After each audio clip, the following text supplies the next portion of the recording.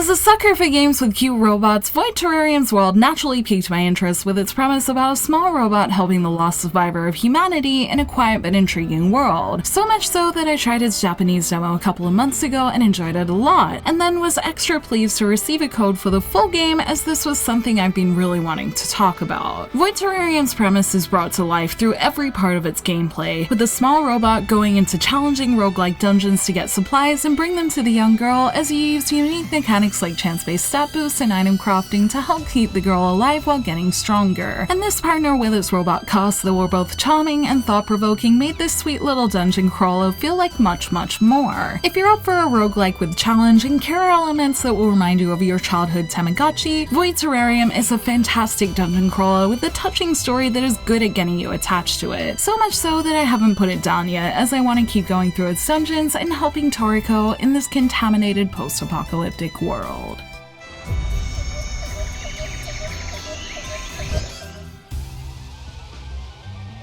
Void Terrarium puts you in its fungi-ridden version of the world as a robot who is by chance awakened one day and stumbles upon a young girl named Toriko. Toriko is asleep on a bed of fungi, and the robot begins to help her immediately, and luckily comes across another machine called Factory AI that can't move but can speak. She informs the robot that Toriko, the seeming lost survivor of her species, doesn't have much longer to live if she's left alone. So with that, the two begin to work together to bring Toriko back to health, which begins a journey full of dungeon crawling to procure food, medicine, and other supplies to keep Toriko safe and happy in this contaminated and dangerous environment. Jumping into Void Terrarium, its premise hits you pretty much right away. In your first hour, you meet Toriko and get into the gameplay loop of going to dungeons, getting supplies, and seeing her thrive or get sick from the things you feed her. The story does ultimately have its own set endings, but by the end of it, the reason those ending moments hit me so hard was thanks to what this game had done to make me care about this little girl through gameplay and its smaller moments, with plenty of praise to be given to the script and localization work that makes this small group of characters charming and easy to love without any voice acting. Factory AI is very endearing with her hyper-emotiveness that is almost maternal at times, and the robot nicknamed Robbie is visually very sweet to Toriko, and Toriko's adorable smile really does light up the screen. It also has a couple of twists of its own that surprise me and gave the story some interesting existential moments, complete with ending moments that raise questions that should make it interesting for those who want more than the caring part of the story. But the heart of it for me was keeping Toriko safe, and with the atmosphere and visual style giving everything a distinct feeling, the heartwarming moments with Robbie and crew made this Terrarium one I felt more than happy to protect.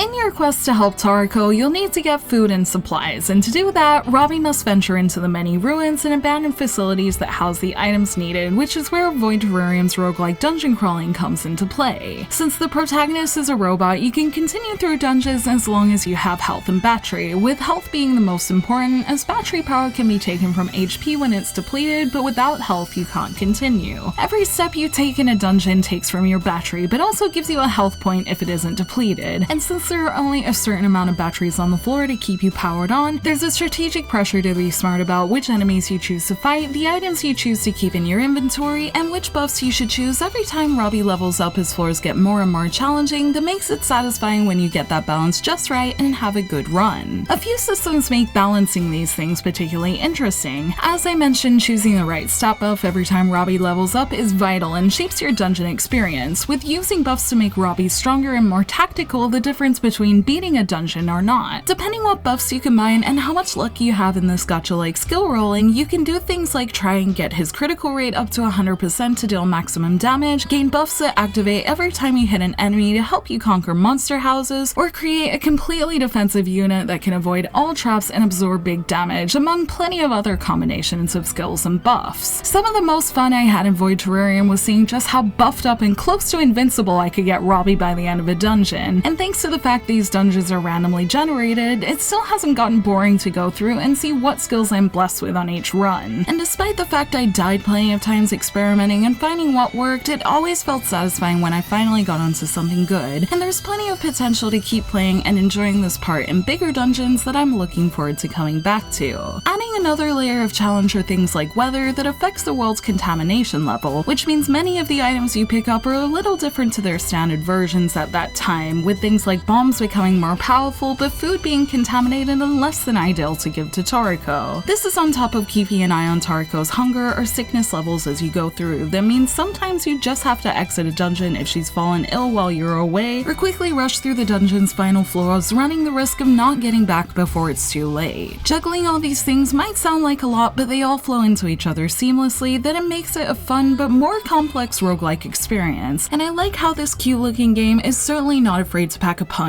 as it kept me on my toes from start to finish in many of its dungeons, and getting to know how to conquer these as I played through was something that helped my Void Terrarium experience feel like one that was satisfying.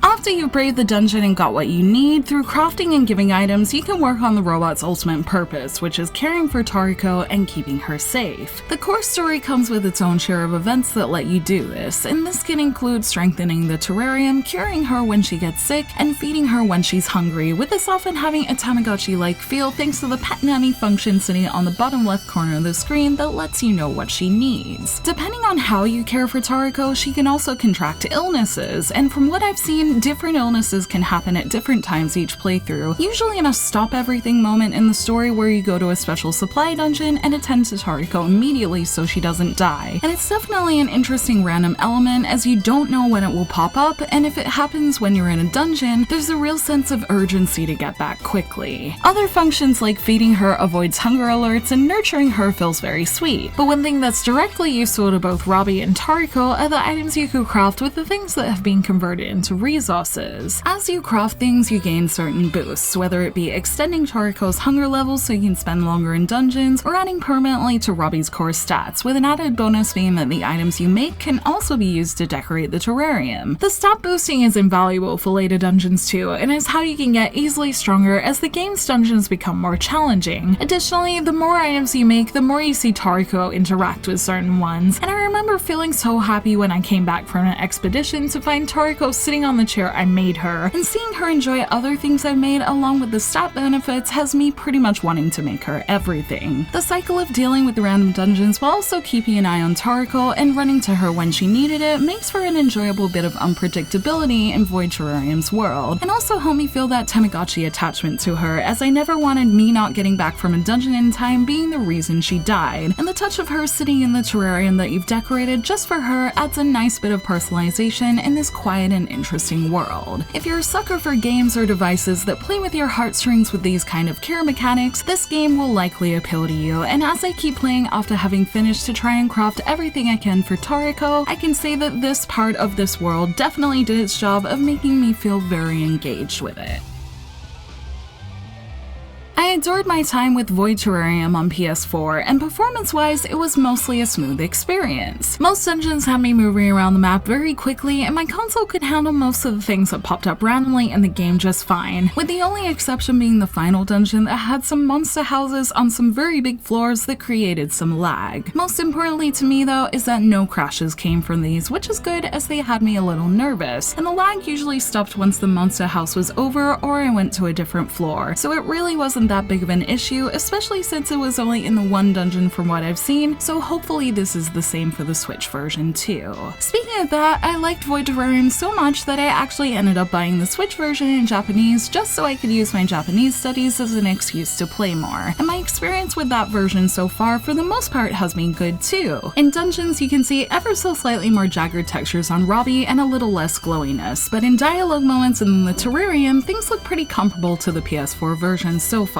Since most of its chapters are shorter and dungeons autosave, this felt like it would be a good fit on Switch, and I love how the Switch version includes the PS4 trophy achievements inside the game so I can get back to trying to get all of them on there too. One thing to be aware of with both versions though is to be careful that you're loading the correct save file, which sounds like a basic thing but is something I did wrong a lot. The continue function loads your autosave data, but since I'm a control freak about my saves, I tended to also save manually, which sometimes resulted in my autosave data being a bit behind the one I had saved myself, causing me to look down at my pet nanny thinking I had fed Toriko before saving, I'm sure, and wonder why she's hungry again. And this was always because I hadn't loaded up my manual save. The continue function is very useful for when you're inside a dungeon though, as in roguelike fashion you can't manually save in there. So I can see its purpose, it's just good to be aware of if you're someone who most of the time will be saving yourself. For me, these minor issues are things I really couldn't care less about in terms of Void Terrarium as a whole, and as I said, I'm still playing but just on the Switch version now, and I'm very much looking forward to crafting more things with Toriko and feeling like I've done everything in it. That and one of its biggest dungeons is providing good replayability for me, and I'm sure others will find enjoyment out of those parts too, especially since this game is somewhat on the shorter side at 24 hours, especially if you die less than I did, and now that I've seen its ending, I wonder if others will feel the level of addictiveness I've felt from it, as caring for Toriko in the game so much has me not wanting to leave her side just yet.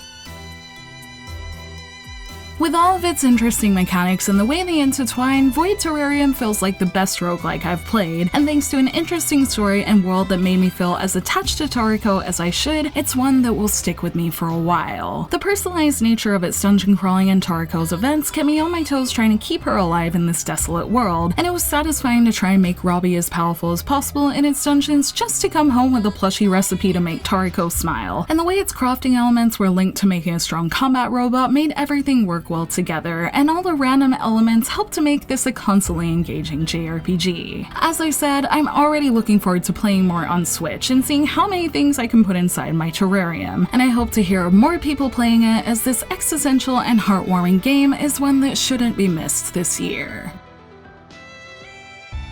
Thank you for watching this video. Let me know in the comments below if you've tried Void Terrarium, and if you have, what did you think of it? You can like and share this video if you enjoyed it, subscribe to my channel for more JRPG content like this, and ring that bell to get notifications on whenever I post so you don't miss a thing. You can check out more videos here, and you can find me on social media on Twitter, Facebook, and Instagram, all at JRPG Jungle. Links to those will be in the description below. Thank you for NIS for providing the code to this game, and until next time, thank you. Bye!